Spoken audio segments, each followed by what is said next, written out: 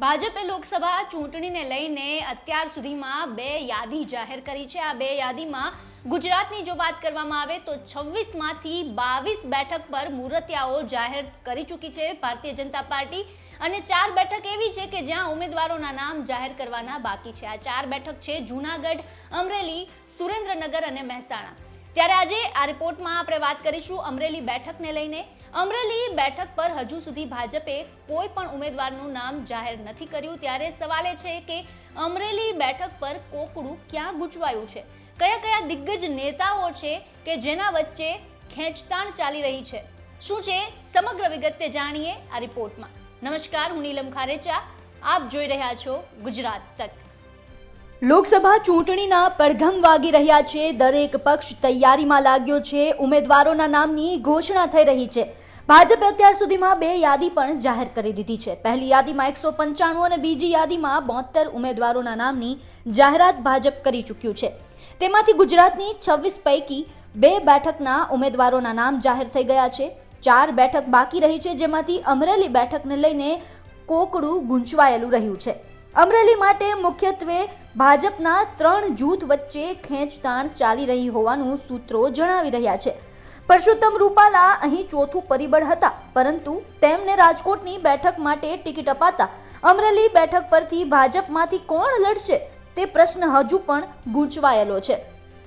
વર્તમાન સાંસદ કાછડિયા સામે ભ્રષ્ટાચારના અનેક આક્ષેપ લાગ્યા છે અને તેમની કામગીરી વિવાદવાળી રહી હોય તેમના નામ પર ચોકડી લાગી જાય તેવું ખુદ ભાજપના કાર્યકર્તાઓ પણ અંદરખાને માની રહ્યા છે। આમ છતાં કાછડિયા જૂથ અંતિમ ઘડી સુધી એડી ચોટીનું જોર લગાવી રહ્યું છે, પરંતુ તેમનું નામ જાહેર ન થતાં તેમને પણ સ્પષ્ટ સંકેત મળી ગયો છે।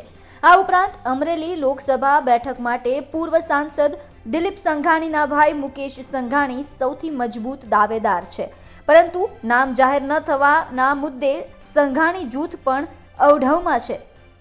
ગત લોકસભા બેઠક વખતે જ નરેન્દ્ર મોદી અમરેલી બેઠક પરથી કોઈ મહિલાને ટિકિટ આપે તેવું પણ ઈચ્છતા હતા, પરંતુ ભાજપ પાસે અમરેલી પર કોઈ મહિલા આગેવાન મોટો ચહેરો ન હોવાથી કાછડિયાને રિપીટ કરાયા હતા।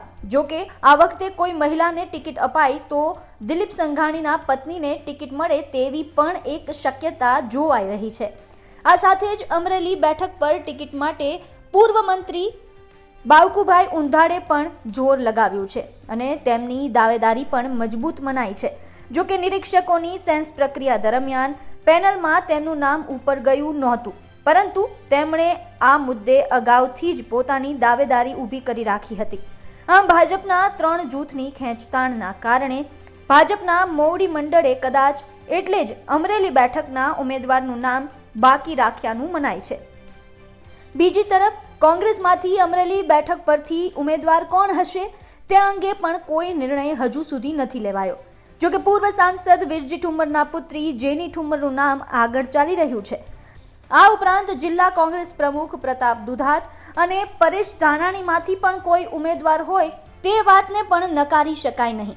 આમ અમરેલી બેઠક પર કોંગ્રેસમાંથી ઉમેદવાર કોણ હશે તેના પર પણ ભાજપ થોડા ઘણા અંશે નિર્ભર હોઈ શકે છે। એક શક્યતા એવી પણ છે કે જો ભાજપ દિલીપ સંઘાણીના પત્ની ગીતાબેન સંઘાણીને ટિકિટ ફાળવે તો કોંગ્રેસમાંથી વિરજી ઠુમ્મરના પુત્રી જેનીબેનને પણ ટિકિટ ફાળવાઈ શકે છે। આમ 2 મહિલા વચ્ચેના જંગની શક્યતા પણ નકારી શકાય નહીં। આ સિવાય ભાજપ અમરેલીમાં જૂથવાદના કોઈ ચક્કરમાં ફસાવવા માંગતી નથી, માટે લોકસભાની ચૂંટણી પ્રક્રિયા શરૂ થાય બાદ ફોર્મ ભરતી વખતે અંતિમ ઘડીએ જ ઉમેદવારનું નામ જાહેર કરવામાં આવે તેવી પણ એક શક્યતા જોવાઈ રહી છે। હવે જોવાનું એ રહેશે કે ભાજપ અને કોંગ્રેસ બંને અમરેલી બેઠકથી સરપ્રાઇઝ આપે છે કે પછી ઉપરોક્ત શક્યતાઓમાંથી જ કોઈ ઉમેદવારને લાવે છે। બ્યુરો રિપોર્ટ, ગુજરાત તક। અમરેલી બેઠક પર આપનું ગણિત શું કહે છે અમને કોમેન્ટ બોક્સમાં જણાવો। કયા નેતાને ટિકિટ મળી શકે છે અમને આપનો મંતવ્ય છે તે જણાવો। સાથે જ આ વિડીયોને લાઇક, શેર અને અમારી ચેનલને સબસ્ક્રાઇબ કરવાનું ભૂલશો નહીં, અને આ પ્રકારના લોકસભા ચૂંટણીને અંતર્ગત તમામ વિડીયો માટે જોતા રહો ગુજરાત તક।